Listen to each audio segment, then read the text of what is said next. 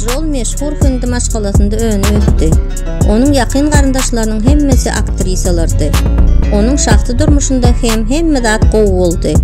1995-nji ýylda Maşgala ve Kanun filminde Kajol rejissör Ajay Devgan bilen duşuşdy.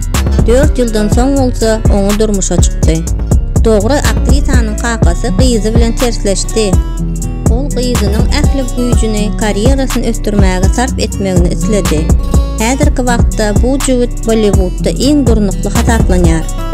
Kajol bilen Ajay 9 filmde bilelikde işlediler. Olaryň 2 gyzy we ogly bar.